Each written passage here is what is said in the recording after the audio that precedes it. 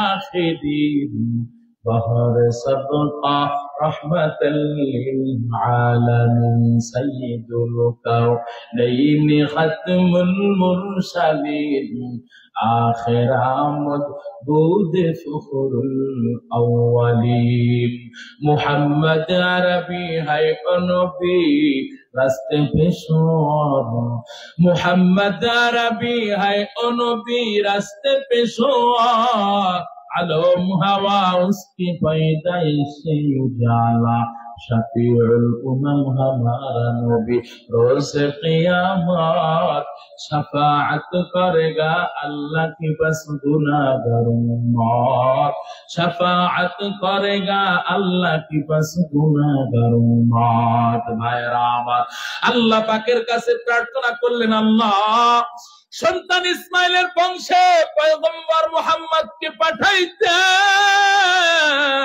আল্লাহ পাক কবুল করলেন এইবার আল্লাহ পাক দুই নাম্বার আদেশ করলেন ও পয়গম্বর এক নাম্বার আদেশ করলাম চাইলেন আমি আল্লাহ কবুল করলাম এবার দ্বিতীয় নাম্বার আদেশ আমি আল্লাহ করতে চাই পয়গম্বর ইব্রাহিমকে আল্লাহ পাক বললেন ও পয়গম্বর কাবা ঘর তো নির্মাণ কাজ শেষ হয়ে গেল এবার দুই নাম্বার আদেশ এই কাবা ঘর শুধু একটাই আমি আল্লাহর ঘর বাইতুল্লাহ নির্মাণ করলেই চলবে না বরং এই কাবা ঘরের শাখা প্রশাখা মসজিদ আপনাকে নির্মাণ করতে হবে পৃথিবীর জমিনে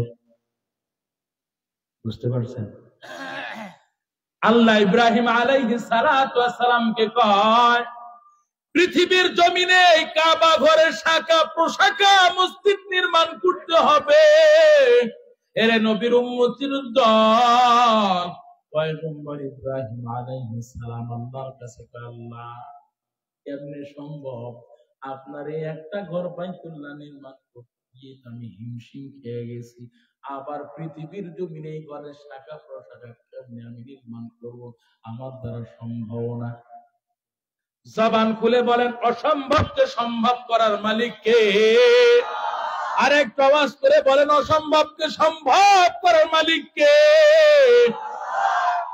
আল্লাহ বললেন পয়গম্বর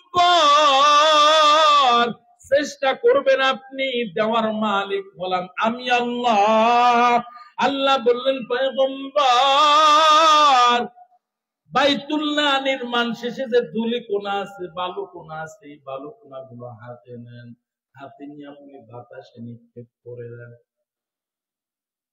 পয়গম্বর ইব্রাহিম আল্লাহর আদেশে ধুলি কোনা গুলো বালি কোনা গুলো হাতে নিয়ে বাতাসে নিক্ষেপ করে দিলেন ফু দিয়ে বাতাসে নিক্ষেপ করে দিলেন আল্লাহ পাক রব্বুল আলামিন কুদরত এমন কুদরত ওয়ালা পয়গম্বর ইব্রাহিমের নিক্ষিপ্ত বালু কোনাগুলো ধুলি কোনাগুলো আল্লাহ পাক গোটা পৃথিবীর জমিনে আনাসে কানাসে ছড়াই ছিটায় পৌঁছায় দিয়েছেন যেখানে ছড়াই ছিটায় পৌঁছায় দিয়েছেন কিয়ামতের আগে সেখানে আল্লাহ পাক আল্লাহর ঘর মসজিদ নির্মাণের ব্যবস্থা করে দিবেন এরে নবীর উম্মতের দল আপনাদের এই মসজিদটা কোনটা এইটা এই মসজিদ এখানেও ওই ইব্রাহিম আলাইহিস সালাতু ওয়াস সালামের ধূলিকণা পড়ছে এটা বিশ্বাস করলে ঈমানদার না বিশ্বাস করলে বেঈমান কথা বলেন ঠিক কিনা আরে মুসলমান তো আল্লাহর কুদরতের বিশ্বাস করে কথা বলেন ঠিক কিনা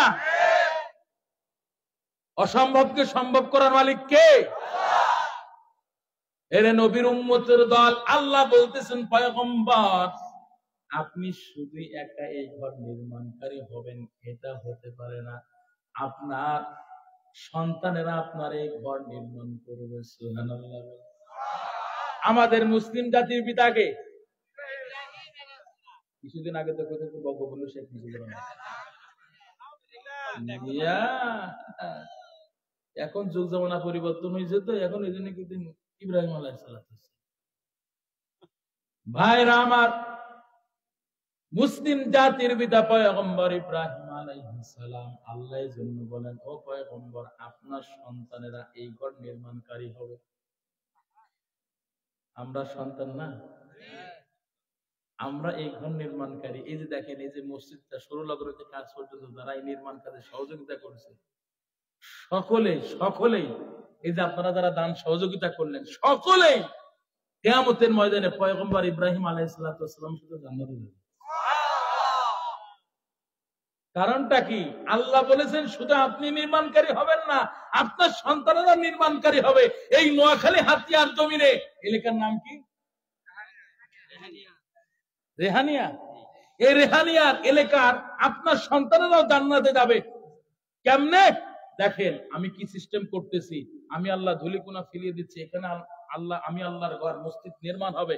আপনার সন্তানরা এই এলাকার আপনার সন্তানরা এই ঘরটা নির্মাণ করবে, হাতে হাতে তিল তিল করে আপনার এই আমি আল্লাহর এই ঘরটা আপনার সন্তানেরা নির্মাণ করবে। যারাই নির্মাণ করবে আমি আল্লাহ ওই বান্দাদের জন্য জান্নাতে একটা ঘর বানাবো। মিথ্যা বলতেছি? আল্লাহ নবীর হাদিস। আমি একটা কথা বললে আপনি মিথ্যা বলতে পারেন, আল্লাহ নবীর কথা কখনো মিথ্যা বলতে পারবেন না। মান বানা লিল্লাহি মাসজিদান বানাল্লাহু লাহু বাইতান ফিল জান্নাহ। আল্লাহ নবী বলেন, যারা আল্লাহর ঘর নির্মাণের কাজে সহযোগিতা করে, 1 টাকা পারেন, 2 টাকা পারেন, 5 টাকা পারেন, 5 লক্ষ বলেন, 5 কোটি বলেন না কেন, যে যতটুকুই নির্মাণ কাজে সহযোগিতা করবে আল্লাহ বলেন, আল্লাহ নবী বলেন, ওই বান্দার জন্য, ওই উম্মতের জন্য আল্লাহ পাক বাইতান ফিল জান্নাহ, জান্নাতের মধ্যে একটা ঘর নির্মাণ করেছেন। ভাইরা আমার, একটু চলবে, আর একটু চলবে, উঠবেন না তো? আমি বুঝতেছি ভাই, এই যে 12টা 10 বাজে, আর একটু থাকবেন তো ইনশাআল্লাহ। 2টা হাত তোলেন, আল্লাহু আকবার।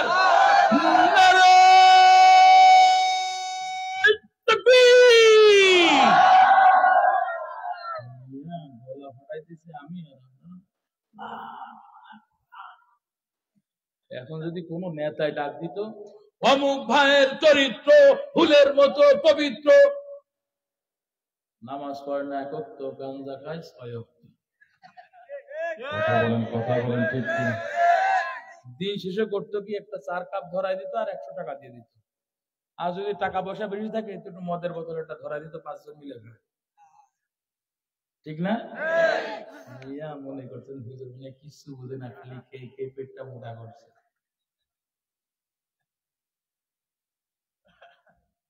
সবই বুঝি রে ভাই। বাংলাদেশকে আপনার এই নেতাজিরা আপনাকে সময়ের কোকিল, কেমন সময় মতো আপনাকে ব্যবহার করে আপনাকে আর পরে চিনবেই না। সময় মতো আপনাকে ব্যবহার করবে। কোন সময়? নির্বাচনের সময় আছে, টুপি একটা মাথায় দেবেন। মসজিদে জিন্দেগিতে ঢোকে না, মসজিদে 6 ওয়াক্ত ঢুকবে, আর মসজিদের মুসল্লিদের লাগে কোলাকুলি করবে, হাত মিলাইবে। ওরে বাবা, আল্লাহ ওলি আব্দুল কাদের জিলানীর বড় ভাইরা হয়। কথা বলে ঠিক? যেই নির্বাচন শেষ হয়ে যাবে, যেই নেতার পেছনে করলেন, সেই নেতা পরে আপনারা চিনবেই না। নির্বাচনের সময় যেই নেতা আপনাকে আপনি কল দিলে, কল দেওয়ার আগে আপনার রিসিভ করার জন্য বইয়ে থাকতো। যেই নেতা কল দেওয়ার আগে আপনার কলটা রিসিভ করার জন্য বইয়ে থাকতো, এমনকি কল দেওয়া মাত্রই কেটে সাথে সাথে আবার আপনার কল ব্যাক করতো, সেই নেতারে নির্বাচনের পরে আপনি 1 কোটি বার কল দেবেন, রিসিভ করবে কিনা সন্দেহ।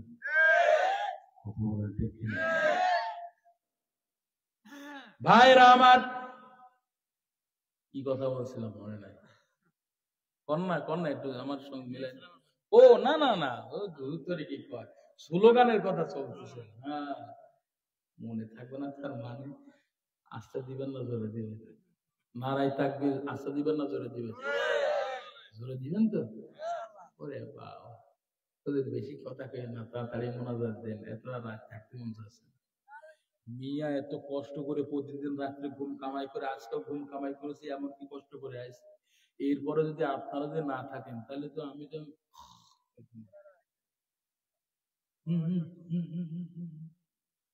না, একটু মারামারি করেন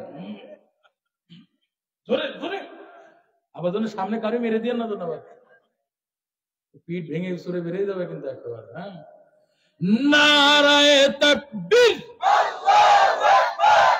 এই আওয়াজে পাশে মশাগুলো যাবে না রে ভাই। নারায়ে তাকবীর, দিন ইসলাম, দিন ইসলাম। এত আস্তে করলেন কেন? জিন্দাবাদ। ইসলামের বিরুদ্ধে কিনা কি কেউ এখানে? হ্যাঁ, দিন ইসলাম, দিন ইসলাম, জিন্দাবাদ, জিন্দাবাদ। নারায়ে তাকবীর। যত বাধা, যত ঝড় সাইক্লোন, রাসূলের পথে মোরা চলবো। এ জীবন বাজি রেখে দিনের নিশান মোরা বাংলার আকাশে ওড়াবই। কথা বলেন ঠিক কিনা? আরেকটা আওয়াজ করে বলেন ঠিক কিনা? আসুক না যত বাধা, যত ঝড় সাইক্লোন, রাসূলের পথে মোরা চলবই। এ জীবন বাজি রেখে দিনের নিশান মোরা বাংলার আকাশে উড়াবই। মোরা কামানের মুখোমুখি দাঁড়িয়ে, মোরা কামানের মুখোমুখি দাঁড়িয়ে, মোরা জালিমের মুখোমুখি দাঁড়িয়ে আল্লাহু আকবার বলবো। আসুক না যত বাধা, যত ঝড় সাইক্লোন, রাসূলের পথে মোরা চলবো। এ জীবন বাজি রেখে দিনের নিশান মোরা বাংলার আকাশে উড়াবই। চলবে আমাদের দেহে বয়ে জিহাদি রক্ত, প্রাণে প্রাণে বিপ্লবী ঝংকার। তাকবীরে তাকবীরে বাতিলের মসনদ, কত ভেঙে করেছি যে চুরমার, কত ভেঙে করেছি যে চুরমার। কথা বলেন ঠিক কিনা? এই শির অবনত আল্লাহর কাছে, শুধু নয় কোন বাতিলের কাছে। ঠিক না? ঠিক না? ঠিক না? এই শির অবনত আল্লাহর কাছে, শুধু নয় কোন তাগুতের কাছে। সবুজ কাফেলা নিয়ে যাব জানি একদিন মাকসুদ মঞ্জিলে পৌঁছে, মাকসুদ মঞ্জিলে পৌঁছে। আমাদের ছোট হৃদয়ে, আমাদের ছোট হৃদয়ে রাসূলের প্রেম ছবি আঁকবো। আসুক না যত বাধা, যত ঝড় সাইক্লোন, রাসূলের পথে মোরা চলবই। এ জীবন বাজি রেখে দিনের নিশান মোরা বাংলার আকাশে উড়াবই। কথা বলেন ঠিক কিনা? ভাইরা আমার, আল্লাহ পাক রব্বুল আলামিন জানায় দেন, ও পয়গম্বর, আমি আল্লাহর ঘর একটা নির্মাণ করলে হবে না। আল্লাহ পাক বললেন, পয়গম্বর বালু ছিটায় দেন। পৃথিবীর আনাচে কানাচে আল্লাহ পাক বালু ছিটায় দিলেন। সমস্ত ঘর আল্লাহ পাক এই পর্যন্ত যা নির্মিত হয়েছে, কিয়ামত পর্যন্ত যত নির্মাণ হবে, সব ওই পয়গম্বর ইব্রাহিম আলাইহিস সালাতু ওয়াস সালামের নিক্ষিপ্ত বালুগুলা এই যে দুনিয়ার জমিনে ছড়ায় ছিটায় পড়েছে। আল্লাহু আকবার। আল্লাহ এবার বললেন, পয়গম্বর 3 নাম্বার আদেশ করলেন, আপনি একা এই বাইতুল্লাহ ইবাদত করলে হবে না, বরং আপনার সন্তানেরা, আপনার সন্তানেরা, আমার বান্দারা এই ঘর তওয়াফ করবে। বাংলাদেশ থেকে আমার বান্দারা আসবে, সে লাব্বাইক লাব্বাইক বলে আমি আল্লাহর দরবারে উপস্থিত হয়ে বলবে, লাব্বাইক আল্লাহুম্মা লাব্বাইক, ও আল্লাহ আপনার কাছে হাজির। আল্লাহু আকবার। স্কুলে যান, যে যখন আপনার স্যারে কি ডাকে, মানে হাজিরা ডাকে, হাজিরা বলেন তো আপনারা, নাম ডাকে। আমি সহজে বলি, মাদ্রাসায় আসবেন, মাদ্রাসায় যখন নাম ডাকে তখন বলে লাব্বাইক, মানে কি, স্যার হুজুর আমি উপস্থিত, ঠিক না? তো আল্লাহ পাক রব্বুল আলামিন বললেন, পয়গম্বর আপনি একাই ঘর তওয়াফ করবেন, ইবাদত করবেন, এই ঘরে নামাজ পড়বেন, এটা হবে না। আপনি তাড়াতাড়ি হজের আজান দেন, হজের ঘোষণা দেন। কোরআনের মধ্যে বলছেন আল্লাহ, ওয়াযিন ফিন নাসি বিল হাজ্জি আতুকা রিজালা। আল্লাহ বললেন, পয়গম্বর আপনি আজান দেন, ঘোষণা দেন, হজের ঘোষণা দেন। পয়গম্বর ইব্রাহিম এখানেও বলেন, আল্লাহ আমার এই আওয়াজগুলো কে শুনবে? শোনার মতো তো কেউ নাই, চারিদিকে জনমানব এনে লেখা। আল্লাহ বললেন, পয়গম্বর আপনি হজের ঘোষণা দেন, হজের ঘোষণা দিবেন, আর আমি আল্লাহ আমার বান্দাদের কানে কানে দাঁড়ে দাঁড়ে পৌঁছায় দিব। আল্লাহু আকবার। পয়গম্বর ইব্রাহিম হজের ঘোষণা দিলেন, ওই হজের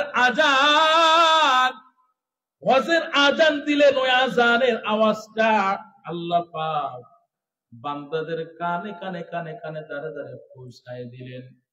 যারা এখনো পর্যন্ত দুনিয়ায় আসবে তাদের কানেও আল্লাহ পৌঁছায় দিয়েছেন।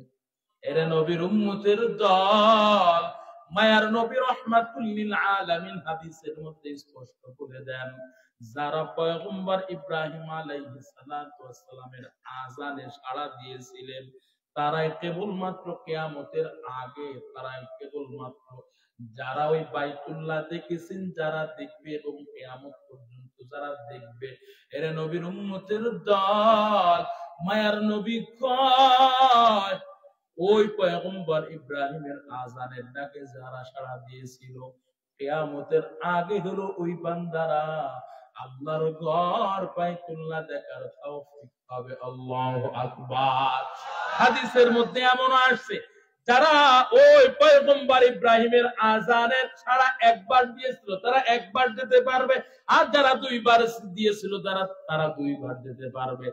যে যে কয়বার দিয়েছে আল্লাহ পাক তাদেরকে সেই কয়বার ওই বাইতুল্লাহ নিয়ে যাবে। সুবহানাল্লাহ। এরা নবীর উম্মতের দল, আল্লাহ পাক এই তিনটা আদেশ শেষ করলেন, রে মুমিন এরা নবীর উম্মত জবানটা করে ঈমানের পাওয়ারটা নিয়ে বলবেন, আল্লাহর ওই ঘরে কাউরে যেতে মনে চায়? যাইতে মনে চায়? আল্লাহ কবুল করেন, বলেন আমিন। আল্লাহ ঘরটা এমন বরকতময় করেছেন রে যুবক, আল্লাহ বলেন মুবারাকা ওয়া হুদাল লিল আলামিন, এমন বরকতময় যারা ওই ঘরের দিকে তাকায় আল্লাহ পাক তাদের উপর রহমত নাযিল করেন। প্রতিটা সেকেন্ডে প্রতিটা মুহূর্তে আল্লাহ পাক 120টা রহমত নাযিল করেন কাবা ঘরের উপরে, 60টা রহমত নাযিল করেন যারা ওই ঘরটা তওয়াফ করে, আর 40টা যারা নামাজ পড়ে ওই কাবা ঘরের সামনে তাদের উপরে 40টা রহমত। বাকি 20টা রহমত যারা ওই কাবা ঘর দেখে দেখে চক্ষু শীতল করে, ওই বান্দাদের উপর আল্লাহ পাক রব্বুল আলামিন 20টা রহমত নাযিল করেন। এর নবীর উম্মত, আল্লাহর এমন খাঁটি পাগলেরা আছে, এমন খাঁটি আশিকেরা আছে, ওই কাবা ঘরের সামনে দাঁড়ায় দাঁড়ায় ফুফায় ফুফায় কান্না করে, গুনগুন গুনগুন করে কান্না করে, দুইটা চোখের পানি এই যে চল দিয়ে বেয়ে বেয়ে পড়ে আর গুনগুন করে। এর নবীর উম্মতের দল, ওই ঘরটা যারা তওয়াফ করতে পারবে রে মুমিন, হজরে আসওয়াদের পাথরটা যারা চুম্বন করতে পারে, ওই হজরে আসওয়াদের পাথর কিয়ামতের ময়দানে আল্লাহ পাক হজরে আসওয়াদের পাথরের জবানটা আল্লাহ পাক খুলে দিবেন। হজরে আসওয়াদের পাথর আল্লাহর কাছে বলবে, আল্লাহ আপনার এই বান্দা আমাকে স্পর্শ করেছিল, ও আল্লাহ আপনার এই বান্দা আমাকে চুম্বন করেছিল, স্পর্শ করেছিল, আল্লাহ এই বান্দাকে আপনি জাহান্নামে দিতে পারবেন না, আল্লাহ আপনার এই বান্দাকে আপনি জান্নাতে দেন।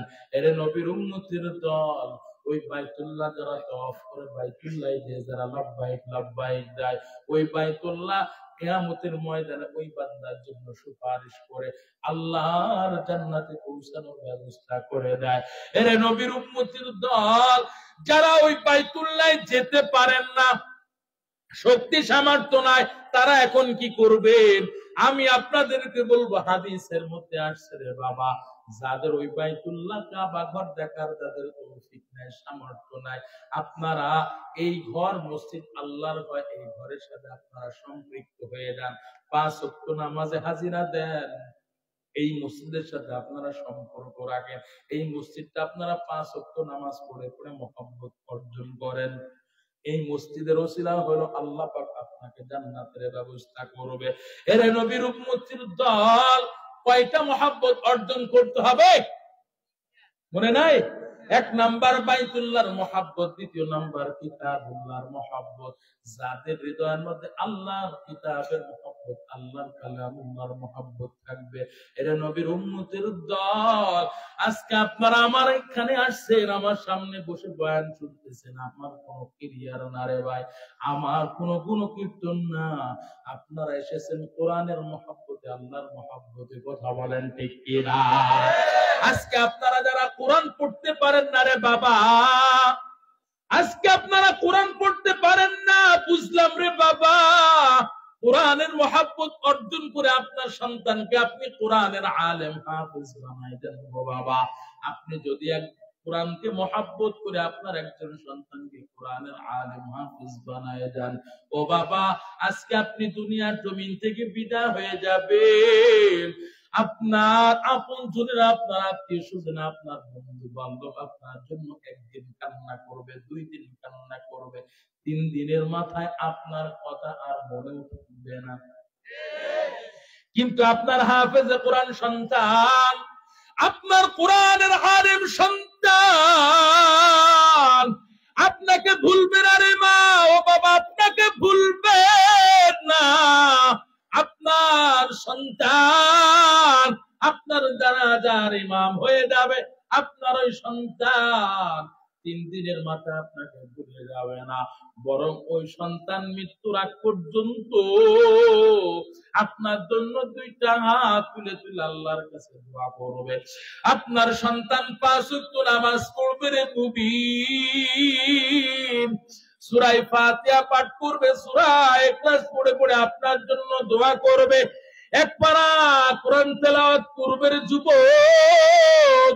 কোরআন খতম দিয়ে দিয়ে আল্লাহর কাছে 2টা হাত তুলে বলবে, আল্লাহ, আমার মা কবরের মধ্যে শুয়ে আছে গো আল্লাহ, আমার বাবা কবরের মধ্যে শুয়ে আছে আল্লাহ, যত দূরে থাকি না কেন আল্লাহ, মা বাবা যদি বেঁচে থাকতো, মা বাবাকে একটু কল করে খোঁজ নিতে পারতাম, মা তুমি কেমন আছো।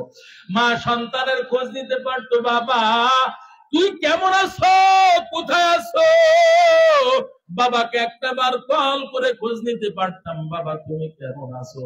কিন্তু অন্ধকার ঘরের মধ্যে মাকে ফেলাই রেখে আসলাম, ও আল্লাহ, ওই অন্ধকার ঘরের মধ্যে বাবাকে শুয়ে রেখে আসলাম। কতদিন হয়ে যায় মাকে একবার মা বলে ডাক দিতে পারি না গো আল্লাহ। কতদিন হয়ে যায় মায়ের মলিন চেহারাটা দেখলাম না গো আল্লাহ। কতদিন হয়ে যায় বাবার ওই মলিন চেহারাটা দেখতে পারলাম না গো আল্লাহ। আজকে আমার মা বাবা অন্ধকার ঘরের মধ্যে শুয়ে আছে গো আল্লাহ। জানি না ওই মা বাবা অন্ধকার ঘরের মধ্যে কেমন আছে। আমি আলেম সন্তান, হাফেজে কোরআন সন্তান, আমার মা কত কষ্ট করে আমাকে আলেম বানাইছেন, হাফেজ বানাইছেন। আমার বাবা মাথার গাম পায়ে ফেলানো কষ্ট টাকা দিয়ে কত কষ্ট করে করে আমাকে আলেম হাফেজ বানাইছেন। ও মালিক, আমার মা বাবা আমাকে কোরআনের আলেম হাফেজ বানাইছেন। আপনার ওই কোরআন পড়লাম, একটা পারা করে করে আল্লাহ 30টা পারা খতম করলাম গো মালিক। আমার কোন উদ্দেশ্য নাই ও বাবা যে আপনার সন্তান, আলেম সন্তান কোরআন খতম করে করে আল্লাহর কাছে 2টা হাত তুলে বলবেন, আল্লাহ আমার মা বাবার কবরে কি অবস্থা হইতেছে জানি না গো আল্লাহ, তুমি আমার মা বাবাকে ক্ষমা করে দাও, মাফ করে দাও আল্লাহ। ও আল্লাহ, 30টা পারা কোরআন তেলাওয়াত করলাম, এর দ্বারা যত নেকি হয়েছে, সওয়াব হয়েছে গো আল্লাহ, কোটি গুণে বৃদ্ধি করে আমার মা বাবার অ্যাকাউন্টে পৌঁছায় দাও আল্লাহ।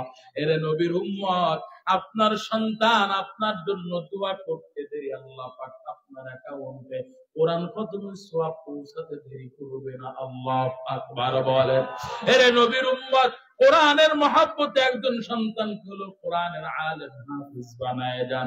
আপনার সন্তান হাফেজ হলে, কোরআন হলে, কোরআনের আলেম হলে আপনি পাবেন না গো বাবা।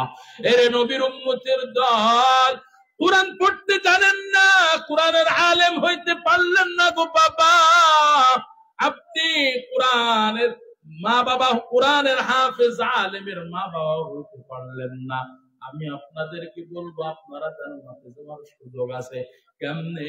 কোরআন ওয়ালা যারা আছে তাদেরকে মহব্বত করেন, ভালোবাসেন।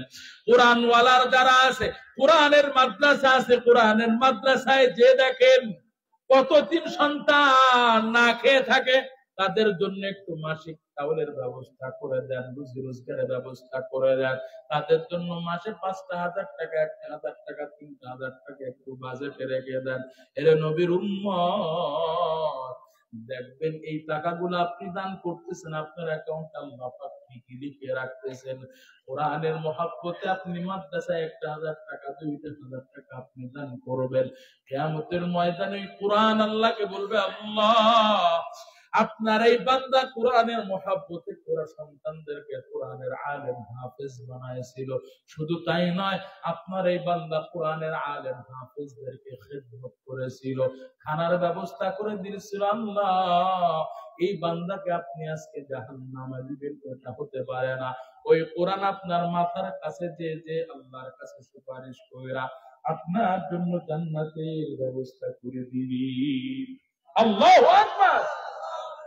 ভাইরা আমার, কোরআনের মহব্বত যাদের সিনার মধ্যে আছে, হৃদয়ের মধ্যে আছে, তারা আপনারা ভাগ্যবান, তাদের কপালটা ভালো। এর নবীর উম্মতের দল। তৃতীয় নাম্বার, মুহাব্বত হুব্বুর রাসূল, আল্লাহর নবীর সুন্নাত আদর্শ পালনের মাধ্যমে যারা আল্লাহ নবীর মহব্বত ভালোবাসা প্রকাশ করে, তাদের কপাল কতই না ভালো। ওরে যুবক ভাই, আজকে তুমি কোন নায়ক, কোন গায়ক, কোন ক্রিকেটার, কোন সেলিব্রিটির আদর্শ ফলো করো রে যুবক? আজকে তোমার চুলের কাটিংটার ব্যাপারে যদি জিজ্ঞাসা করি, হে যুবক তুমি চুলের কাটিংটা কেন দিছো?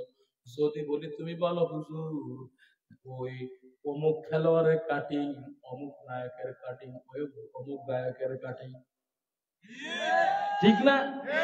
আজকে তুমি দাড়িটা রাখতে চাও না রে যুবক, মনে মনে করো এখন তো দাঁড়িয়ে রাখলে, এখন তো জোয়ান বয়স, এখনো তো বিবাহ করতে পারলাম না, বা কেবলমাত্র বিবাহ করলাম সন্তান আদি হলো না, বা সন্তান আদি হয়েছে এখনো, এদের তো বিবাহ দিতে পারলাম না।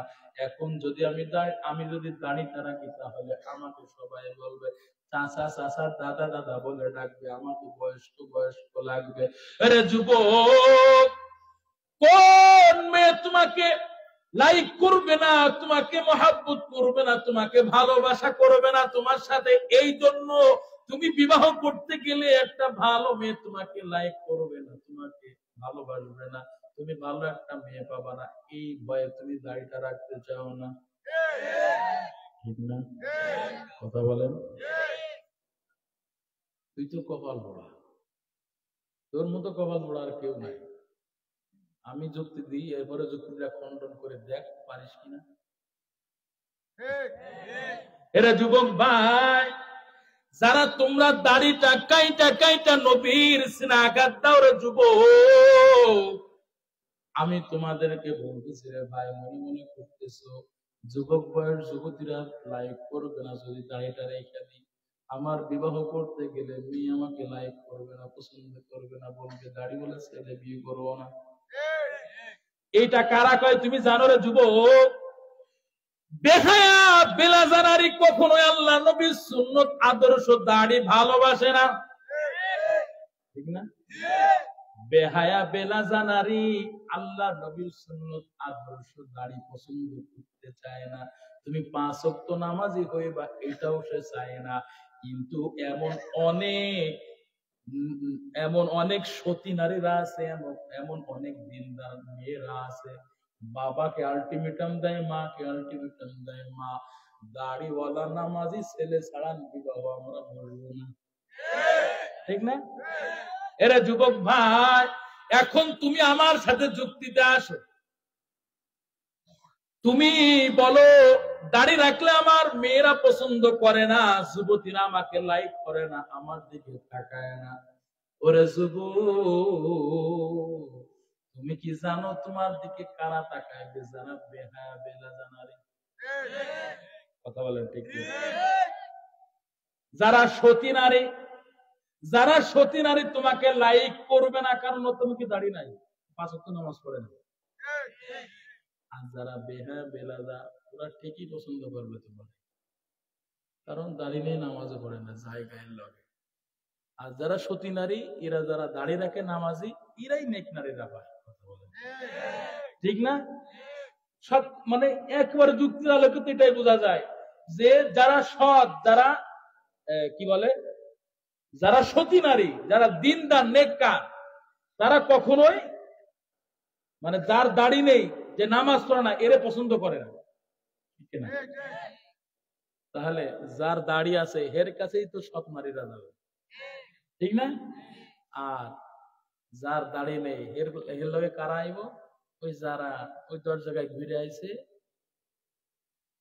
এই খেতে ওই খেতে ধরা খাইছে, এখন ভেবেচিন্তে দেখো কি করবা। তাড়াতাড়ি নেবেল লাগাই দেখো, তাড়াতাড়ি টুপি মাথায় দাও, তাড়াতাড়ি নামাজ পড়ো, দাঁড়িয়ে রাখো, দেখবা ভালো নারীরা তোমার পছন্দ করবে। কথা বলেন যদি বাঁচতে চাও, কারণ বুঝবা না তো বিয়েতে কোনো করো নাই। যদি স্ত্রী যদি নেককার দিনদার না হয়, দুনিয়াটা যে কত জ্বালার জায়গা টের পাইবা।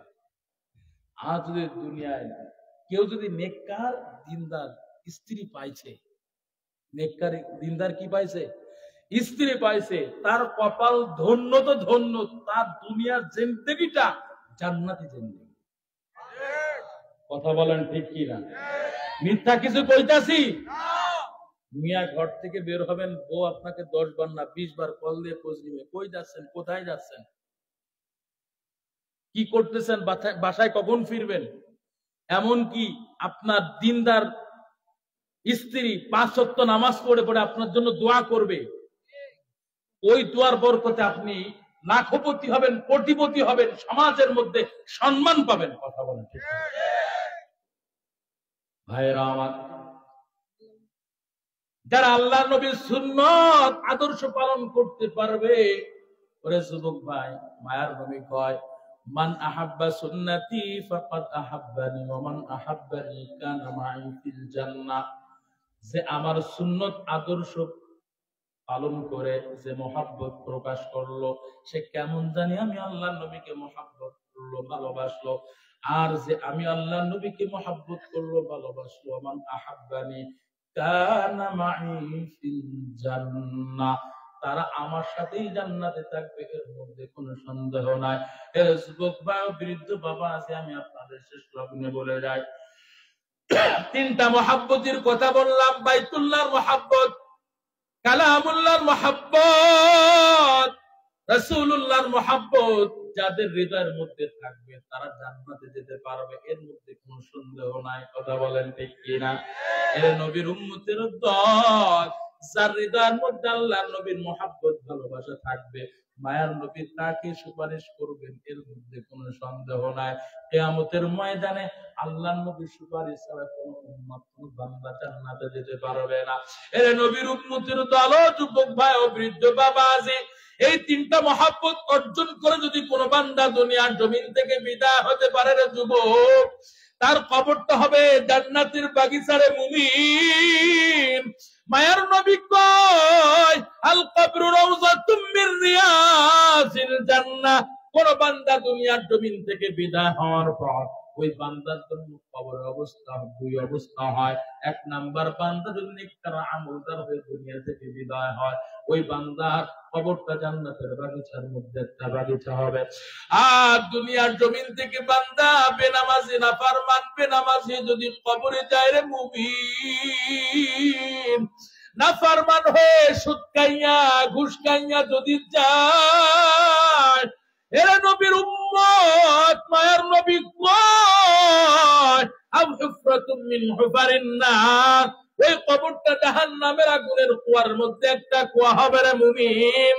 সহ্য করার ক্ষমতাটাও থাকবে না। আল্লাহ পাক রব্বুল আলামিন ফেরেশতাদেরকে বলবে, ফেরেশতা, নাফরমান এই অন্ধকার ঘরের মধ্যে আসছে, 40, 50, 60, 80 বছর হায়াত আমি আল্লাহ দিয়েছিলাম, আমি আল্লাহর ইবাদত করে নাই, 5 ওয়াক্ত নামাজ পড়ে নাই, আমি আল্লাহর বিধান মতো চলে নাই। নাফরমানকে আর ছাড় দিলে হবে না, নাফরমানকে আর ছাড় দিলে হবে না। আল্লাহ বলবেন ফেরেশতা ওই নাফরমানের কবরের দুই পাশের মাটিকে চাপ দেওয়ার জন্য অর্ডার করো। নাফরমানের কবরের দুই পাশের মাটিকে যখন চাপ দেওয়ার জন্য অর্ডার করবে রে যুবক, ও নোয়াখালী হাতিয়া এলাকার মুসলমান যুবক, যখন কবরের দুই পাশের মাটিকে চাপ দেওয়ার জন্য অর্ডার করবি, চাপ এত জোরে চাপ দিবে, নাফরমানের কবরের দুই পাশের মাটি এত জোরে চাপ দিবে, এক পা ধরে হাতে অপর পা ধরে মধ্যে ঢুকে যাবে, সহ্য করার ক্ষমতা কারো থাকবে না রে বাবা। আল্লাহ নবী বলেন ওই কবরের মধ্যে একটা নয়, দুইটা নয়, 70টা সাপ মতন করে 99টা সাপ ওই নাফরমানকে দংশন করার জন্য চলে আসবে। যুবক ভাই, সহ্য করার ক্ষমতা কারো থাকবে না। এর নবীর উম্মতের দল, আল্লাহ বলবেন ফেরেশতা এতটুকু শাস্তি দিলে হবে না, এতটুকু শাস্তি দিলে হবে না। আল্লাহ বলবেন ফেরেশতার দল ওই নাফরমানের কবরের মধ্যে জাহান্নামের আগুনের বিছানা বিছাও। জাহান্নামের আগুন এত তেজের আগুন, সহ্য করার ক্ষমতায় কারণ নাই। দুনিয়ার আগুন 1 সেকেন্ড সহ্য করতে পারে না, জাহান্নামের আগুন এত কোটি কোটি গুণ তেজের আগুন, গায়ে লাগা মাত্র সেকেন্ডের গতিতে পুরো শরীরটা তামা হয়ে যাবে, সহ্য করার ক্ষমতা কারো থাকবে না রে বাবা। এর নবীর উম্মতের দল, ওই কবরটা যদি কেউ জান্নাতের বাগিচা বানাইতে চান, আল্লাহর ইবাদতের বিকল্প কিছুই নাই, আল্লাহর রেজামন্দি, আল্লাহর সন্তুষ্টির বিকল্প কিছুই নাই। ও আম্মা জানেরা, আমি আপনাদের সন্তান হয়ে বলে যাই গো আম্মা জান, আপনারা বেপরদা হয়ে চলবেন না গো আম্মা জান। আজকে আপনারা ডিজিটাল যুগের দোহাই দিয়া বেহায়া বেরাজা হয়ে আপনারা রাস্তায় চলাফেরা করেন। আম্মা জান, আপনারা মার্কেটে আপনারা বেহায়া বেরাজার মতো ঘোরাফেরা করেন। আপনাদের কই জাহান্নামের আগুনের কথা একটু স্মরণ নাই গো আম্মা জান? আপনাদের কই কবরে আযাবের কথা স্মরণ নাই গো মা? ও আম্মা জান, একদিন তো আপনি সাজু গুজু কইরা, স্বর্ণ অলংকার কইরা, বড় আনন্দ মজা করতে করতে আপনি স্বামীর ঘরে আসলেন। এমন একটা দিন আসবে গো মা, ওই আজরাইল নামক প্রশাসন আপনার জানটা ধাক্কা মেরে নিয়ে চলে যাওয়ার পর আম্মা জান কোথায় যাবে আপনার ফ্যাশনের জন্য, কোথায় যাবে আপনার চেহারার বাহাদুরি, কোথায় যাবে আপনার ওই বেহায়া বেলাজার জিন্দেগি, কোথায় যাবে আম্মা জান? আজরাইল যখন আপনার জানটা ধাক্কা মেরে নিয়ে যাবে গো আম্মা জান, 5টা টুকরা কাফনের কাপড়ের মধ্যে আপনাকে প্যাকিং করার পর আপনার সন্তানেরা কেউ দুনিয়া রাখতে চাইবে না, অন্ধকার ঘরের মধ্যে ফেলায় রেখে আসবে। ওই অন্ধকার ঘরের মধ্যে যদি আপনি শান্তিতে থাকতে চান, ওই 5টা টুকরা কাফনের কাপড়ের মধ্যে প্যাকিং হওয়ার আগে আপনি নিজেকে পর্দার মধ্যে প্যাকিং করে নেন আম্মা জান, তাহলে আপনি জান্নাতি হতে পারবেন, নতুবা সম্ভব নাই রে আম্মা জান। আপনি সাজুগুজু করে আসছেন আপনার স্বামীর ঘরে, একদিন এমন দিন আসবে আপনাকে 5টা টুকরা কাপড়ের মেহমান হয়ে অন্ধকার ঘরে চলে যাওয়া লাগবে। আপনাদেরকে একটু স্মরণ নাই গো আম্মা জান? কবরে আযাবের কথাকে একটু আপনাদের স্মরণ হয় না? আপনারা স্বামীর সেবা যত্ন করবেন, স্বামীর বিরুদ্ধে কখনোই যাবেন না, স্বামীর সাথে তর্ক বিতর্কই জড়াবেন না গো আম্মা জান। আপনারা তো জানেন না স্বামী কেমন দামি সম্পদ। আজকে যারা স্বামী হারাইছে তারাই বোঝে, বিধবা নারীরা তারাই জানে দুনিয়ার জন্য তাদের জন্য কত কষ্ট। ও আম্মা জান, আজকে আপনার স্বামী আছে, আজকে আপনি স্বামীর সাথে ভালো আচরণ করতে চান না, স্বামীর সেবা যত্ন করতে চান না, স্বামী যেভাবে চলতে বলে সেভাবে চলেন না। আম্মা জান, স্বামীর সাথে কখনো খারাপ আচরণ করবেন না। আম্মা জান খাদিজা রাদিয়াল্লাহু তাআলা আনহা মায়া নবীকে কেমন মহব্বত করেছেন গো আম্মা জান। মায়ার নবীর উপর আল্লাহ পাক 40 বছর পর্যন্ত নবুয়ত দান করেন নাই। 40 বছর পর্যন্ত মায়ার নবী মক্কার অদূরে হিরা পর্বতে গিয়া আল্লাহর ধ্যানে মগ্ন থাকতেন, আল্লাহর ধ্যানে মগ্ন থাকতেন। ওই উঁচু পাহাড়, এমন উঁচু পাহাড় রে ভাই, আমি নিজেই তার প্রমাণ। এখন তো একটু আঁকা বাঁকা সিঁড়ি আছে, ওই সিঁড়ি বেয়ে বেয়ে যাইতে গেলে কেমন মনে হয় জীবনটা বের হয়ে গেল। আপনারা যারা হজে গিয়েছেন আপনারা ভালো করে জানেন, যারা আপনারা হেরা পর্বতে উঠেছেন, জাবালে নূরে আপনারা যারা উঠেছেন আপনারা ভালো করে জানেন, এখন তো সিঁড়ি আছে, একটু একটু সিঁড়ি আছে, তখন কোনো সিঁড়ি ছিল না। এরে নবীর উম্মত, এত সুপার ওই পাহাড়ের উপরে গিয়া মায়ার নবী আল্লাহর ধ্যানে মগ্ন থাকতেন। আর আম্মা জান খাদিজা রাদিয়াল্লাহু তাআলা আনহা মায়ার নবীর জন্য নাস্তা বানাইয়া বানাইয়া মায়ার নবীর জন্য ওই হেরা পর্বতের গুহায় গিয়া মায়ার নবীর জন্য নাস্তা নিয়ে হাজির হইতেন। আল্লাহু আকবার। মায়ার নবী জিজ্ঞাসা করে, ও আম্মা জান, আপনারা কান খাড়া করে শুনে লন। মায়ার নবী জিজ্ঞাসা করে, ও খাদিজা, আপনার কি একটু কষ্ট হয় না? ও খাদিজা, আপনার কি একটু কষ্ট হয় না? বলেন না, কেন কষ্ট হবে? ও পয়গম্বর, দুনিয়ার জমিনে আপনার তো মা নাই, বাবা নাই, আপনি মা হারা বাবা হারা বড় এতিম, আপনার ভাই নাই, আপনার বোন নাই, আপনার কেউ নাই যে আপনার একটু সহযোগিতা করবে, কেউ নাই গো পয়গম্বর। ও পয়গম্বর,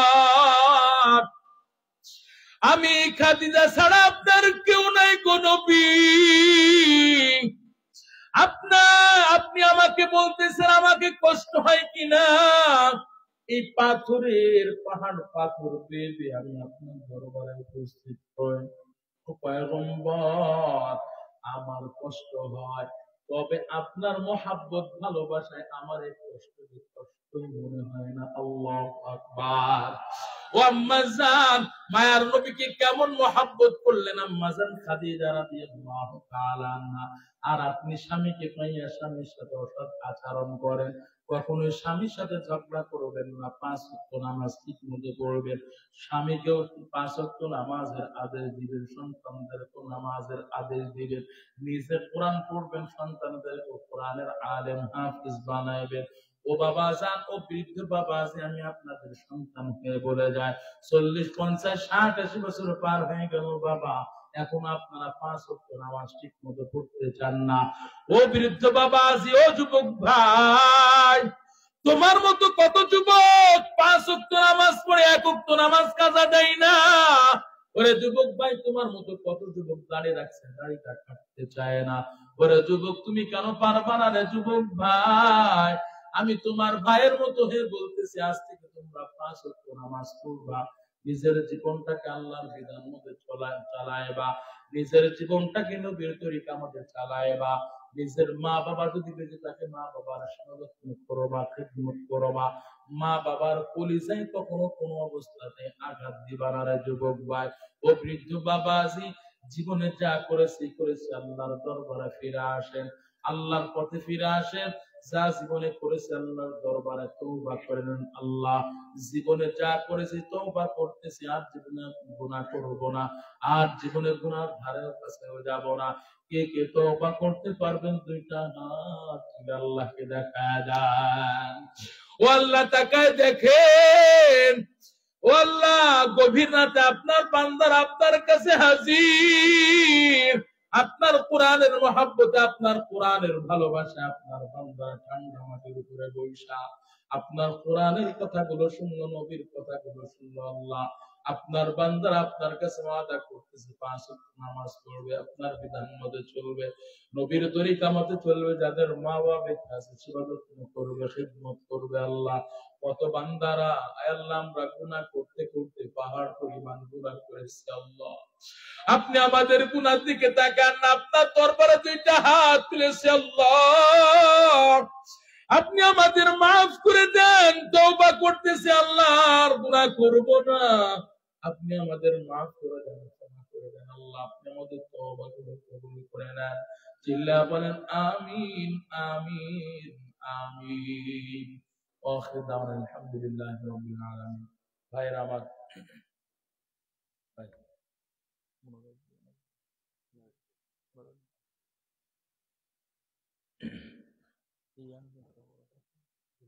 মাশাআল্লাহ, সবাই প্রবাসে দান করছে, এবং অনেক মা বাবা আলহামদুলিল্লাহ ভাইরা আমার, অনেক রাত্র হয়েছে, ফজরের নামাজে উপস্থিত থাকবেন তো ইনশাআল্লাহ? আল্লাহ কবুল করেন। আর আপনারা যে এতক্ষণ পর্যন্ত থাকছেন, শুনেন, আমি অনেক দীর্ঘ রাত পর্যন্ত মাহফিল করি, ঠিক আছে, কিন্তু শেষে একটা কিছু থাকে। কি থাকে বন্ধু? কথা বলে সিন্নি থাকে, তবারক থাকে, বিরানি থাকে, খিচুড়ি থাকে। আসলে যে আপনারা আল্লাহর মহব্বতে বসছেন, কোরআনের মহব্বতে বসছেন, তার প্রমাণ হলো আজকে পেলাম। একজনের 3000 ইট দিছে, দোয়া করে দিয়ে নাম তো জানি না, মৃত মহিলা বা আজিজ দুবাই মা বললেই হবে। আমি যে এতক্ষণ ধরে চালাইতেছি, আমি তো মনে করতেছি কি রে, কে ভোটে না কে, নিশ্চিত কোন তবারক আছে। তো আপনারা যে থাকছেন, আমি মুসাফির হয়ে, সত্যিকার অর্থে মুসাফির হয়ে দোয়া করে যাচ্ছি, আল্লাহ পাক আমাদেরকে এভাবে, যেভাবে আমরা এক কাতারে বসছি, আল্লাহ পাক যেন কিয়ামতের ময়দানে জান্নাতেও এমন হয়ে বসার তৌফিক দান করুন। আল্লাহ পাক সকলকে বিপদ আপদ বালা মুসিবত থেকে হেফাজত করে দুনিয়ার জমিনটা আল্লাহ পাক আমাদের শান্তিময় করে দেন, বলেন আমিন। সকলকে আল্লাহ পাক মৃত্যুর সময় ঈমানি মৃত্যু দান করেন, বলেন আমিন। আল্লাহ পাক সকলকে আয় রোজগারের মধ্যে, ব্যবসা বাণিজ্যের মধ্যে বরকত দান করেন, বলেন আমিন। আপনারা যে থাকছেন, এটা আমি আপনাদের প্রতি খুশি। তবে এই খুশির কারণে একটা গজল গাইব, শুনবেন? আরে তো গজল তো গাইছে আপনাদের কারি সাহেব, কঠিন গলা, মাশাআল্লাহ, আলহামদুলিল্লাহ, শিল্পী মানুষ, বুঝলেন? বড় মহব্বত করে, আমার মহব্বত করি, আলহামদুলিল্লাহ। উনি আমারে দাওয়াত করছে, এই যে পাশে একজন আছে।